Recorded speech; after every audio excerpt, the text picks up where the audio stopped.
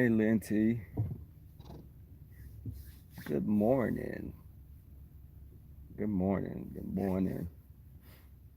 It is foggy here this morning. My days are winding down. Well, actually, I consider yesterday they started winding down. I do work tomorrow. I'm off for the 8 days after that. You have a specific period of time to use your PTO. And my PTO builds up like maybe almost 8 hours.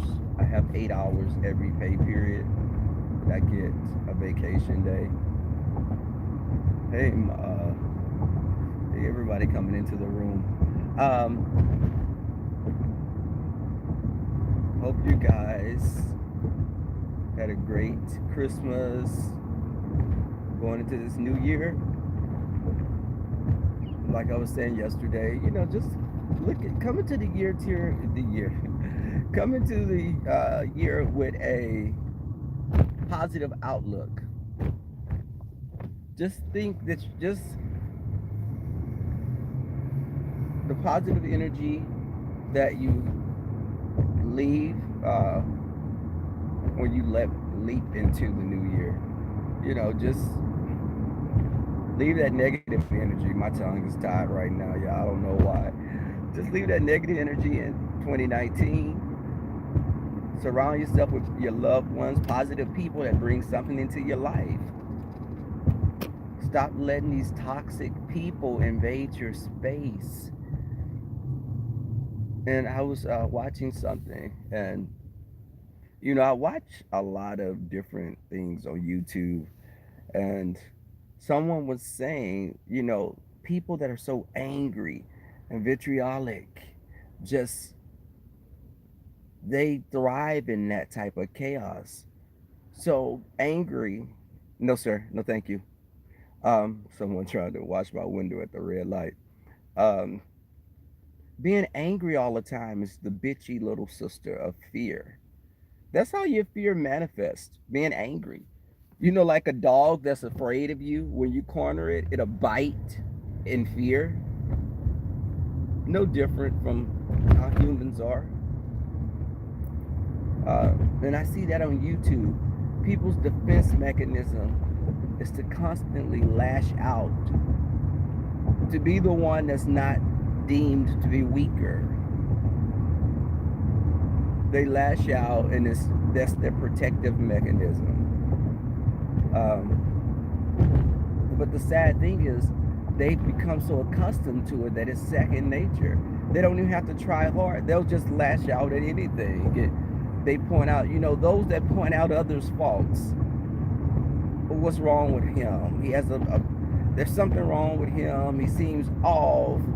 That person must have been molested, or just anything. And just when you think about how people pull things out of their ass to say, it's like, where did you get that from?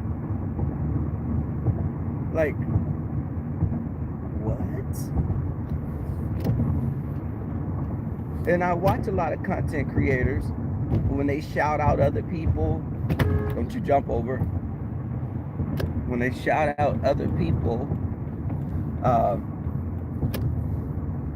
and they end up falling out with them. You have to be careful of calling people queens and king, and they coming into this sector and you big up in them. But then when y'all fall out, you saying they're a piece of it. But you've seen those characteristics in the person before. Always look at how someone's acting. Go in the bushes and peep how people act. Okay, look. Peep how someone acts. If you see them cutting up and acting a fool, always keep in the back of your mind that you could be the person they're acting a fool with next.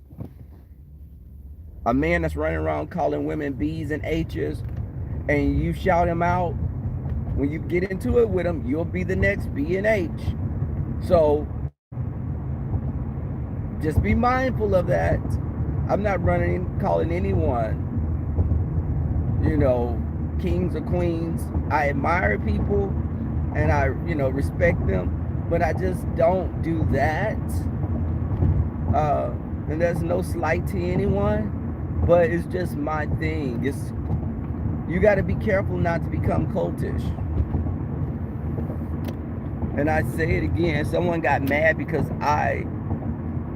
Rebel said, don't always yes me. Don't be a yes man to everything I do. You know, I don't want a bunch of mindless drones always agreeing to everything I say just because they like me. You doing that, you could be the death of someone. People don't need friends around them that are always, yes, you're doing good, right? Yeah. You're gonna put sugar in someone's gas tank? Okay, that's good. No. I'm that friend that'll tell you quickly, you're doing some stupid shit. Don't do it or you're gonna be in jail. Don't give someone that type of power. Are you kidding me? I'm that friend that will tell you what you need to hear again and not what you want to hear. You got high blood pressure, borderline diabetic. If I see you eating some fried chicken all the time, I'm gonna be like, dude, do you want to live? Or you just you're purposely trying to kill yourself? I'm that friend.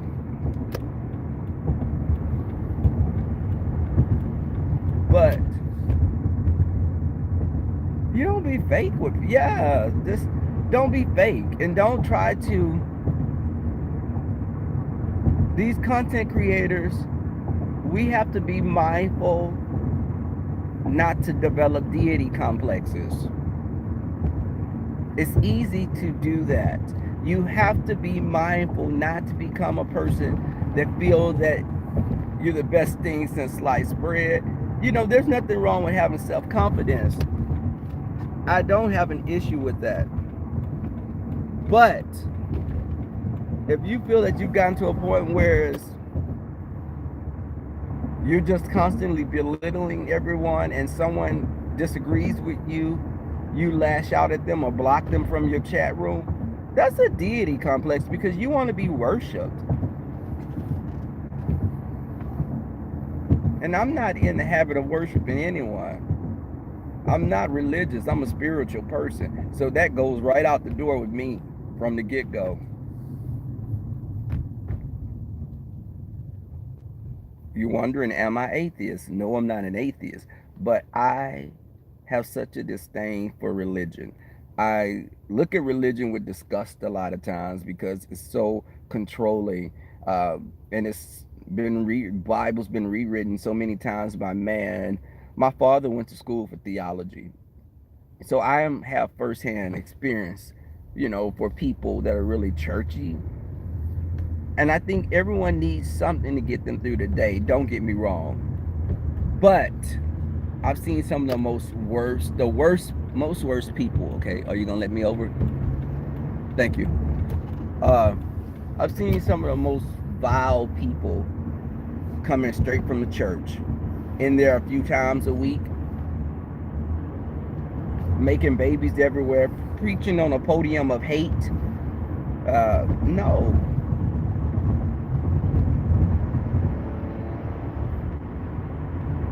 And again, prayer is needed sometimes.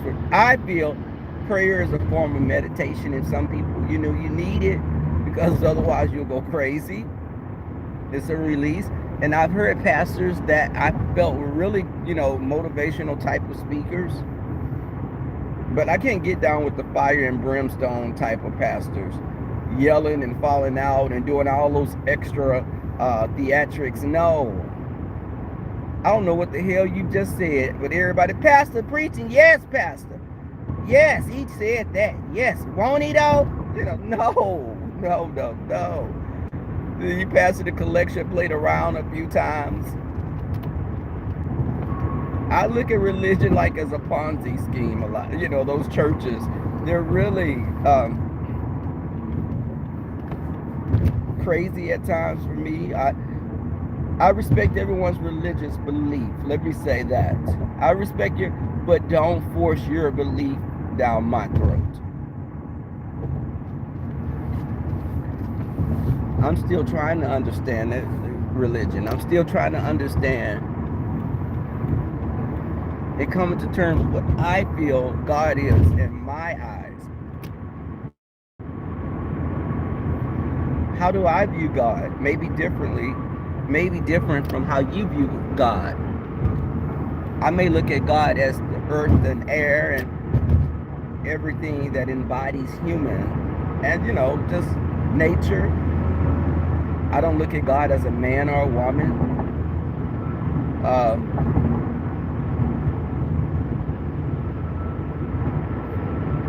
Do I have hope? Yes. When you lose loved ones, you do hope of reuniting with them one day and hoping that you'll see them again. But there's a lot of things that are mysteries to me. And when you say have faith, that translates to just be ignorant and never ask questions. That's what I view it as.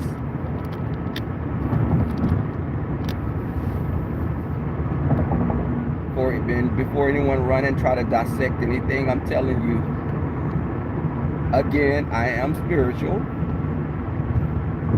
I'm not an atheist. And I sometimes refer to myself as a spiritual agnostic. You don't know what that is, you can Google it. But do I pray? I do pray when I'm with family or when friends want me to do it with them, because it's a respect that I have for my friends that I'll do it. I'll never say never, because there are things again that are a mystery to me. Okay.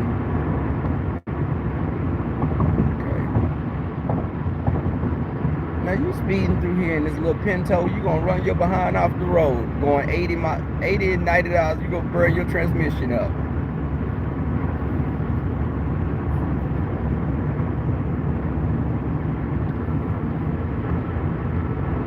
Church can be about hate too. I'm just peeping some comments. The Ku Klux Klan was founded, they were Christian people. They used the Bible and they said man was turned black because of the shame that they had when Cain slain and when Cain killed Abel. He turned black in shame and ran off. And his descendants were cursed to have dark skin. Now, I'm not a Bible scholar by any stretch of the imagination, but I went to Vacation Bible School. I had a Bible teacher for, a period of time. My Bible teacher was a Jehovah's Witness, which was my cousin. But I know some basic tenets that's in the Bible. And I think the Bible is a very interesting read. Almost like a book of Aesop's fables to me. But I think you can get something from it because the Bible I think you can take pieces. What do they say? You chew the meat and spit out the bones. It can be used as a moral compass. But I don't need the Bible telling me that it's wrong to kill, because I know it's wrong to kill or steal and covet thy neighbor's wife. I know those things are wrong, so why would I do them? I don't need to be told that I'm going to burn in hell because I've done them. I just know that you shouldn't do it just because it's not, it's basically, again, just your moral compass. Ethicals, ethics, just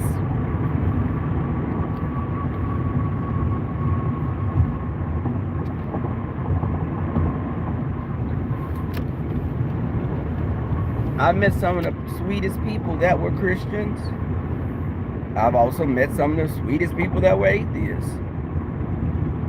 Actually, the people that I met that were atheists were better than the Christians because they weren't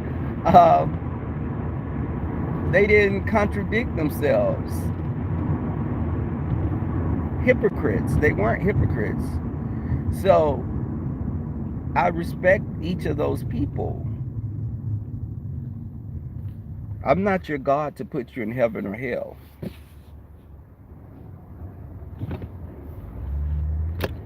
I think that when I hear people preaching and they're screaming when they're getting money, I do think sometimes that's fake. And that's just my opinion. And don't run with that. Sometimes that is fake. I feel this. Do I think everyone that does that is fake? No, because I think some people are coming from a good place. But do I think some pastors screaming, hooping, and hollering when they're getting coins or they're passing the collection plate around and they start preaching more? They just get more animated the more money they get. I've been to a church like that before. And to me, it was just like they were snake oil salesmen. Like, y'all do know you're feeding on these people's emotional states of mind that they're in.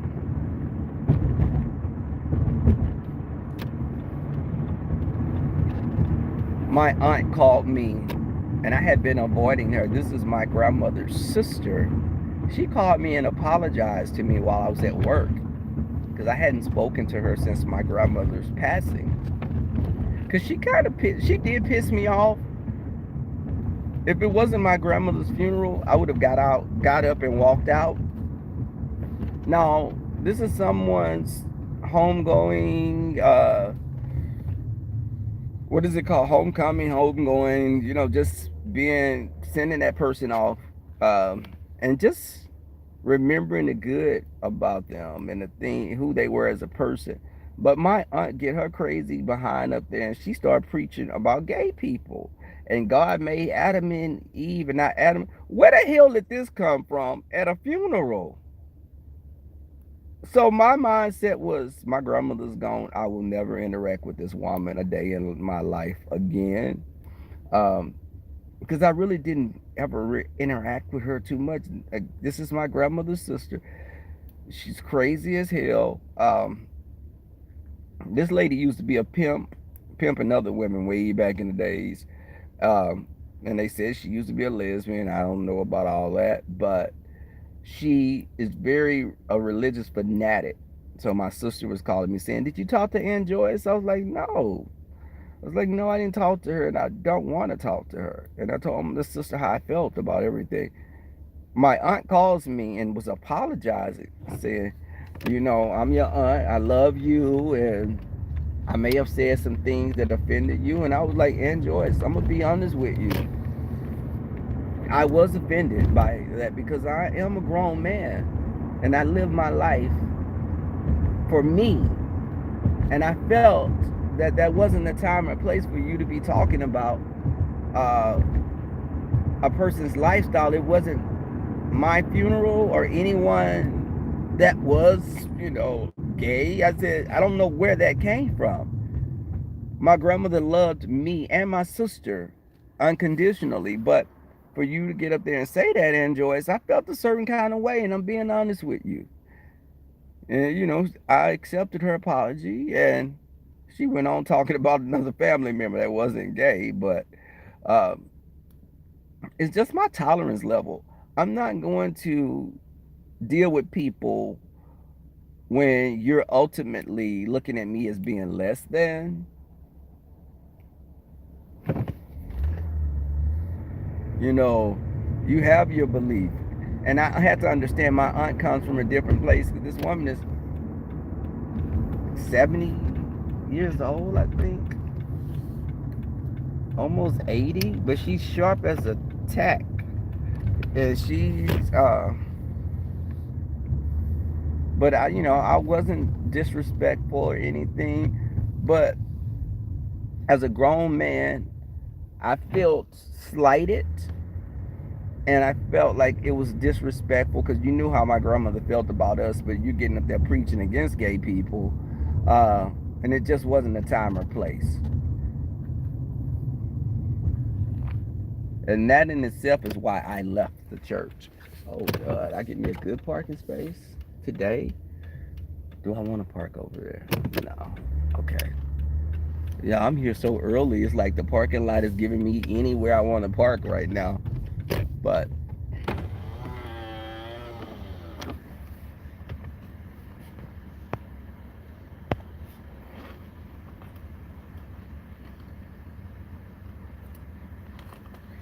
and then I've seen pastors in Africa sleeping with their congregation members, on videos, talking about they're cleansing you. You're doing what? No, Negro, you just want to get your rocks off. And you're using God as that tool to do that. You are grimy as hell.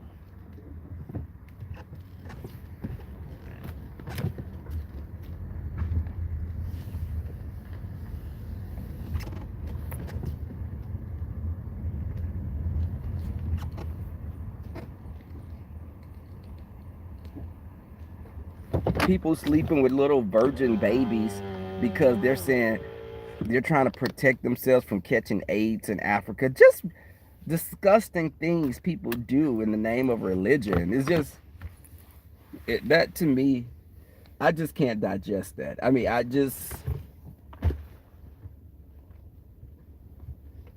there's a special place.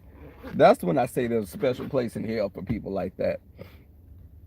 If there is a hell, that's where there should be a reserved room for those types of people.